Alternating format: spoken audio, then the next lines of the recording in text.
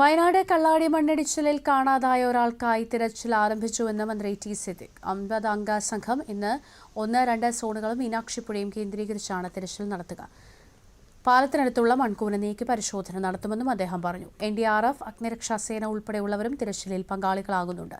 രക്ഷാപ്രവർത്തനം കൂടുതൽ കാര്യക്ഷമമാക്കുന്നതിനായി പ്രദേശത്ത് ആളുകൾക്കും സ്വകാര്യ വാഹനങ്ങൾക്കും കർശന നിയന്ത്രണം ഏർപ്പെടുത്തിയിട്ടുണ്ട്. 50 അംഗ ടീമിനെ കോൺസ്റ്റിറ്റ്യൂട്ട് ചെയ്ത് ആ 50 അംഗ ടീം പുഴയിലുള്ള പരിശോധന. അപ്പോൾ പുഴയുടെ പരിശോധന ഇപ്പോൾ ഇന്നലെ മിനിഞ്ഞാന്നൊക്കെ പുഴയിൽ പരിശോധന നടക്കുമ്പോൾ മേൽഭാഗത്ത് പുഴയിൽ പരിശോധന നടക്കുന്നത് കൊണ്ട് വെള്ളം കലങ്ങിയ അന്തരീക്ഷമുണ്ട്. അപ്പം ഇവിടെ നിന്ന് മേലെ നിന്ന് കലങ്ങിയ അന്തരീക്ഷത്തിലുള്ള വെള്ളവും അതോടൊപ്പം തന്നെ മണ്ണും കൂടെ താഴോട്ട് പോയി.